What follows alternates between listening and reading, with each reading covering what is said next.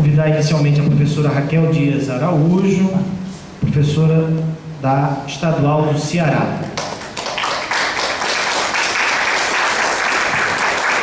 Convidar também a professora Lourdes Sarmento, professora da Estadual da Paraíba.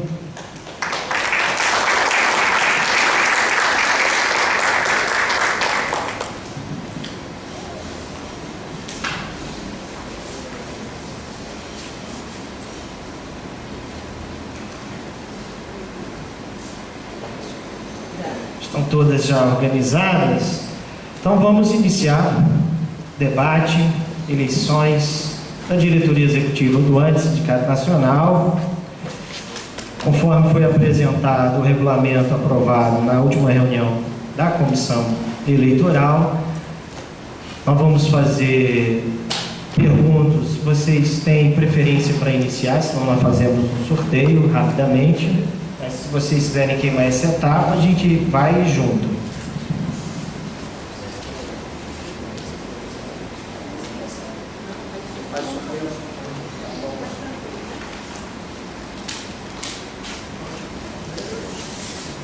Deixa aberto mesmo, né? Plano aberto. Melhor, né? Não, é depois quando ele começar a falar, fecha nele, né? Fecha nele, até melhor. Vocês vão ter tempo, né? É. Pode não, cadeira baixinha aqui.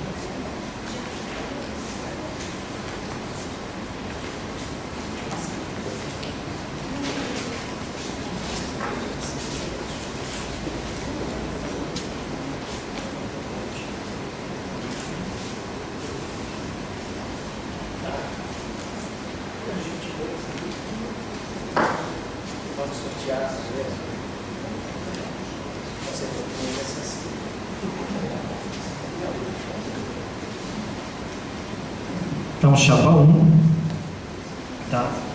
Chapa 1 vai começar.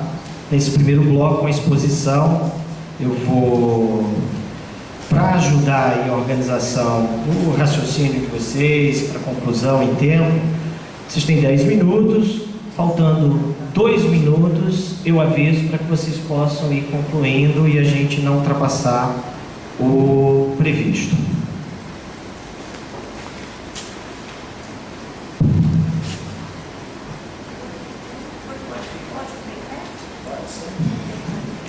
Pode sim. Então, boa noite a todas, boa noite a todos. Cumprimentar aqui em primeiro lugar o companheiro Marcelo, professora Sarmento, boa noite. Cumprimentar aqui professores, professoras, apoiadores, apoiadoras da Chapa 1, da Chapa 2. Sou Raquel Dias, sou professora da Universidade Estadual do Ceará, do curso de Pedagogia. Estou candidata na Chapa 1, antes autônoma de luta, na condição de primeira tesoureira da Chapa, compondo o chamado triunvirato, né, juntamente com o professor Antônio Gonçalves, da Universidade Federal do Maranhão, do curso de Medicina, nosso candidato a presidente, e também junto com a professora Evelyn Farage, né, da Universidade Federal Fluminense, candidata a secretária-geral. Estamos também aqui com os companheiros e companheiras que compõem a Regional Nordeste 2. Também queria cumprimentá-los aqui, companheiro Josevaldo Cunha, né, está aqui presente, companheira Cristine, também está ali atrás. Mais algum companheiro aqui, não conheço todos e todas ainda, né, nosso sindicato é muito grande, né, mas acho que os dois representam bem, então estejam todos referidos a partir desses dois.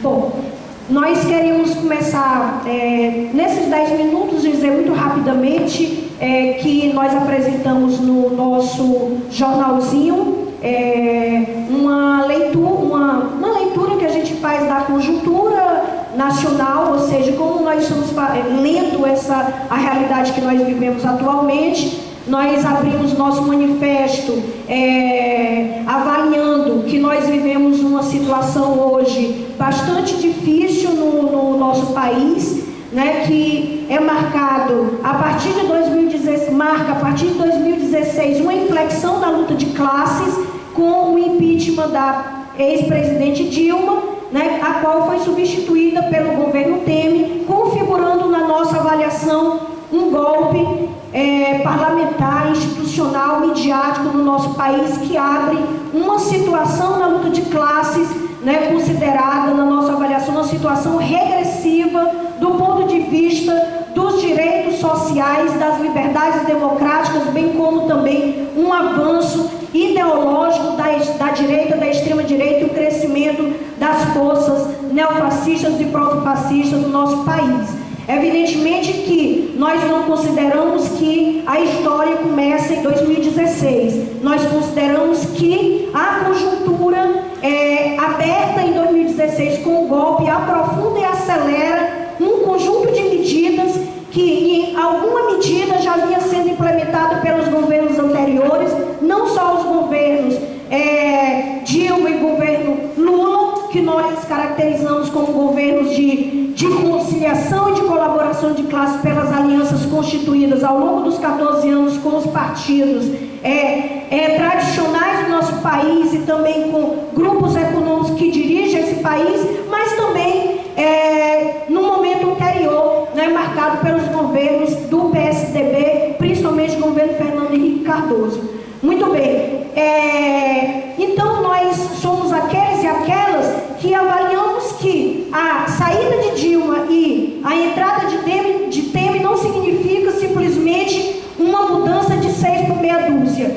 Nós achamos que há diferenças importantes e que têm desdobramentos nefastos sobre o conjunto da classe trabalhadora. Essas medidas têm se revelado no congelamento das políticas sociais, através da emenda constitucional 95, tem que ser revelado na ampliação das terceirizações, na reforma trabalhista, que estabelece regras semelhantes ou similares à escravidão, à semi-escravidão no nosso país, também no campo da educação, com a contrarreforma do ensino médio, né, que estabelece um novo modelo de ensino médio para o conjunto dos estudantes e jovens, principalmente da escola pública da periferia do nosso país, retirando o direito a uma educação mais crítica ou mais universal. Além disso, nós observamos, para além dessas medidas no campo dos direitos sociais, nós observamos também que há um ataque inaugurado muito mais recentemente às chamadas liberdades democráticas e que questiona a democracia limitada, a democracia burguesa do nosso país, mas que foi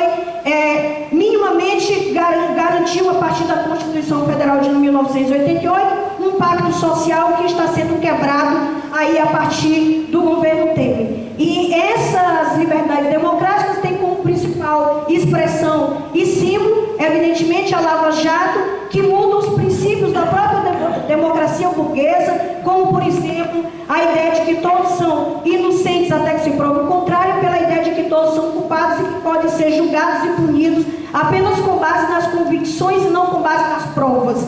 E um exemplo disso, claro, todos nós sabemos, foi a prisão do ex-presidente Lula, né, denunciado não só pela Chapa 1, como também pela diretoria do Andes e também por vocês que compõem a Chapa 2, né, porque nós temos aí uma leitura comum de que a prisão do ex-presidente Lula, nas atuais condições, na forma como se procedeu, é uma perseguição não só ao Partido dos Trabalhadores e ao próprio Lula, como é também uma perseguição ao conjunto da esquerda do nosso país, né, e uma criminalização dos movimentos sociais.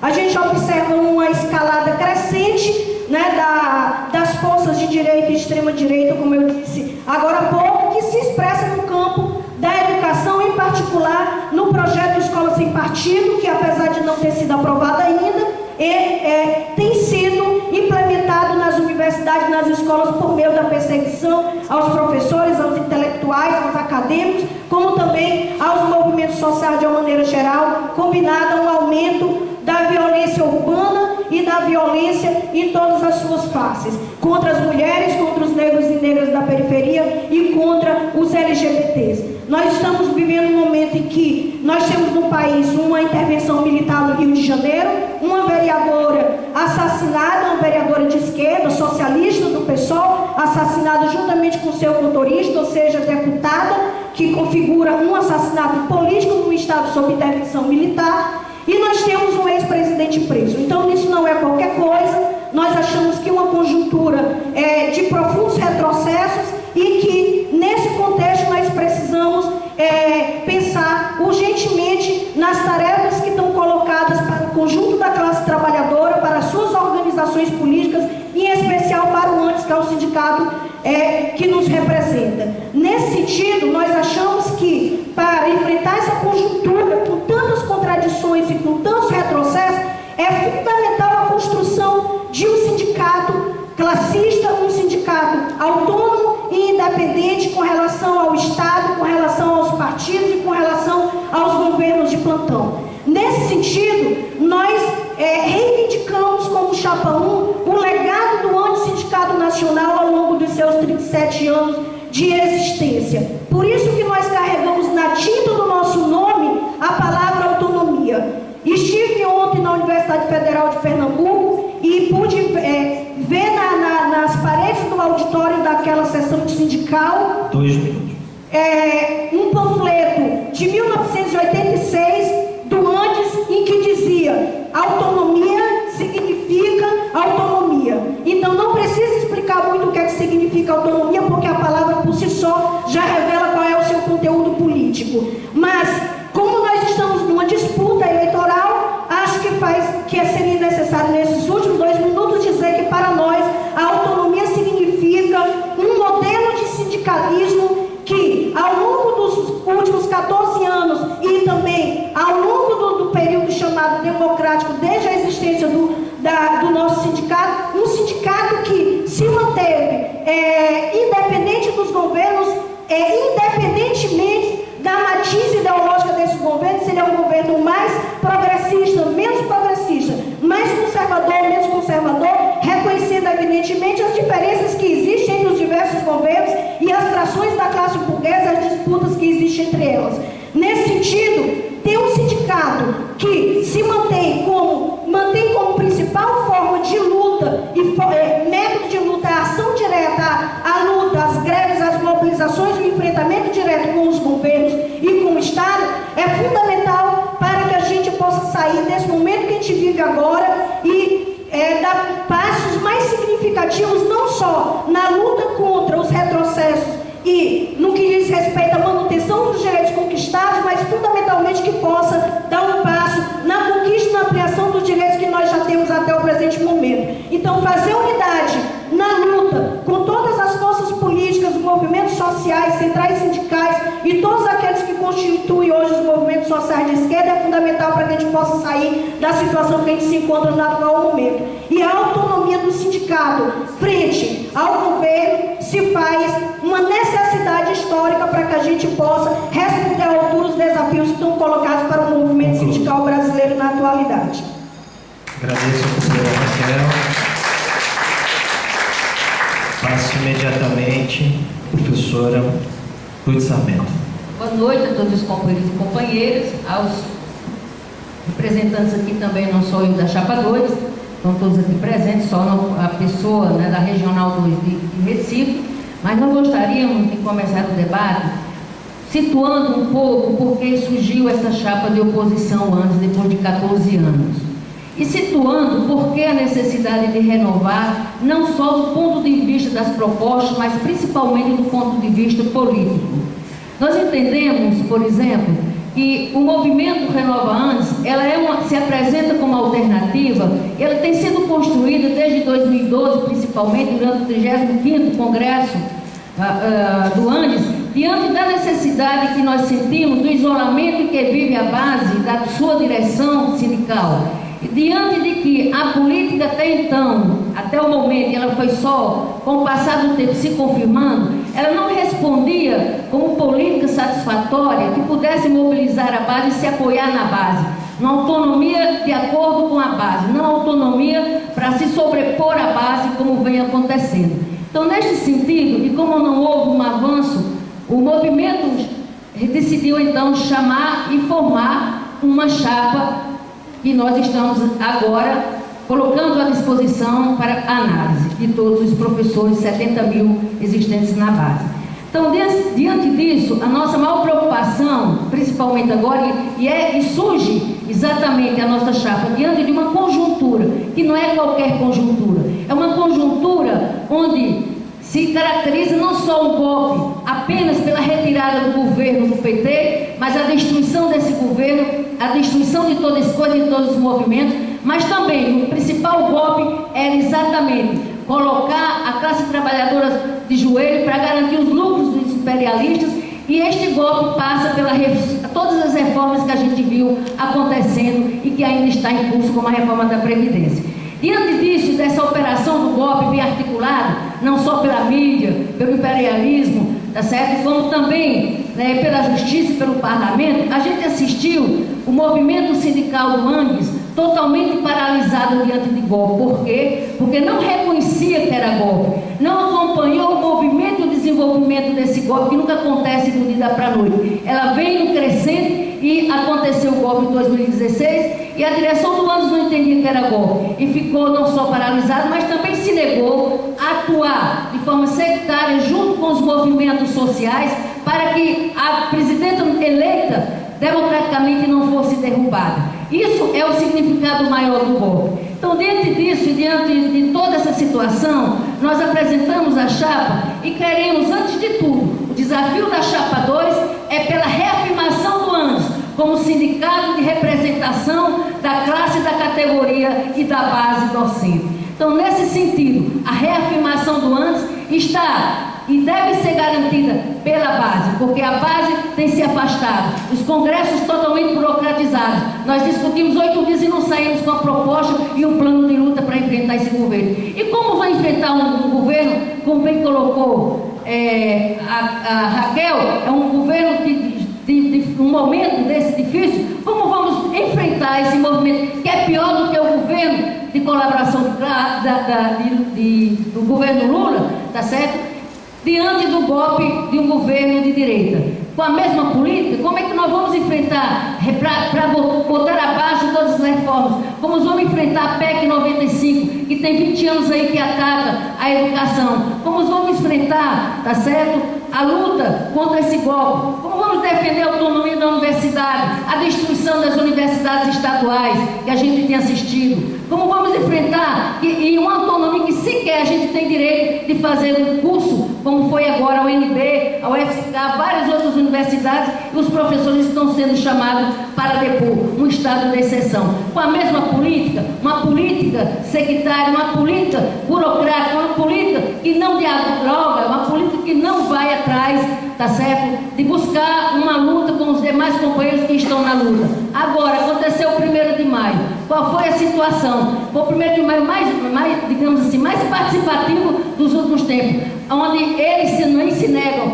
a participar dos comitês, onde se nega a lutar contra o golpe, não só contra o golpe, mas também pela liberdade de um preso político, porque também não considera a prisão de Lula como uma prisão política. Então, nesse entendimento é que a gente apresenta as nossas propostas de renovar, de lutar e de conquistar, apoiado na base. Autonomia sob a tutela da base. Não existe autonomia de quê? Sem a base, sem a interferência desse setor, sem uma mobilização. A gente viu agora as últimas greves, o fracasso das nossas últimas greves, e que não existe conquista nem campanha salarial que garanta as reivindicações, não só do ponto de vista salarial, como recomposição da carreira, como também a garantia da previdência e a isonomia salarial entre ativos e aposentados. Então, nesse sentido, a nossa proposta, que consta na Carta 2, a gente, além de apresentar uma luta contra o golpe e defender a autonomia universitária, nós também denunciamos a luta contra a intervenção militar no Rio de Janeiro, com a morte não só, que significou mais do que isso, a morte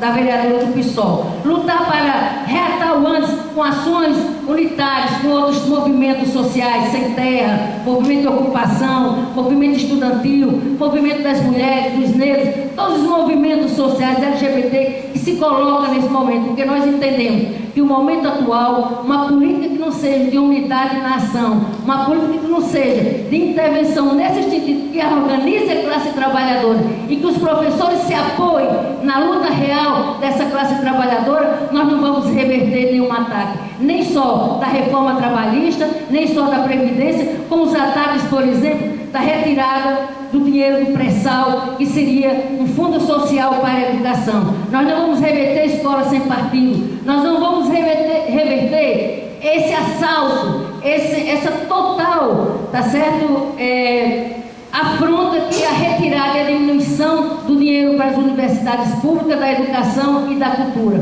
Como vamos reverter tudo isso no governo ditatorial como nós estamos vivendo, com características fascistas? Então, nesse sentido, nós precisamos fazer uma integração de nossa luta em curso com todos aqueles que estão trabalhando contra a revogação e pela revogação, aliás, da reforma trabalhista, da lei da terceirização, da emenda constitucional que eu já falei, 95, e todas estas reformas golpistas. Por isso que nós fazemos esse chamamento para fortalecer estas iniciativas com todas as outras centrais. Não dá para intervir achando que a CUT é o mal de todos os males, achando que ninguém pode fazer um trabalho unitário com as outras correntes, com as outras forças políticas. Uma verdadeira demonstração de sectarismo e de moralismo político. Nesse sentido, nós queremos trazer uma verdadeira campanha salarial dos setores, uma pauta unificada concreta, com reivindicações imediatas da categoria, nesse sentido de repor e melhorar as condições de trabalho, como repor os salários perdidos durante esse último período, nesses últimos períodos. A defesa das universidades estaduais, já falei, e enfrentar esse golpe, essa repressão toda. E para completar, como o debate não deve ser, a nossa preocupação do Renova Andes de ser uma alternativa, já desde os debates, desde essa eleição, é que a gente está conversando com a base que a gente sente, porque o Renova vem aqui com o espírito da base, porque toda chapa vem da base, e a gente escuta a base, precisamos conversar com essa base, e isso a gente está materializando nas propostas do Renova da Chapa 12. E nesse sentido, e concretamente, eu gostaria também de denunciar agora o que está acontecendo no meu sindicato, na nossa comissão eleitoral. Nós chamamos, inclusive, que é para que se possa se resolver a partir desse debate, que seja conversado, porque estamos no debate ideológico, mas ainda somos companheiros na luta, acredito assim. E o que está acontecendo lá, os representantes da Chapa 2, o professor Cristiano, o professor Edson, não permitiram sequer a gente apresentar nomes para compor as mesas receptoras. Não admite nenhuma proposta da Chapa 2 para um consenso ou para um debate onde a gente possa tirar democraticamente, não apenas as regras de um debate que vai ter lá amanhã. Aí eu quero ver qual é a posição na prática, não só na fala, mas qual é na prática que vai ser a posição para reverter essa ditadura que se instalou na comissão eleitoral dentro da UEPB, que não permite absolutamente nada, já chega tudo pronto, inclusive uma simples regra de um debate, de uma eleição que a gente tem todos os anos. Isso tem que ser resolvido, porque não adianta apenas fazer e ser revolucionário só de palavras e declarações. Então, neste sentido, a gente quer fechar fazendo um chamamento a todos os companheiros e companheiras para enfrentar ombro a ombro todo esse golpe, toda essa tentativa, e lutar contra esta prisão, e lutar, que é uma prisão política, e lutar para mobilizar e garantir que a base seja ouvida e que a base decida.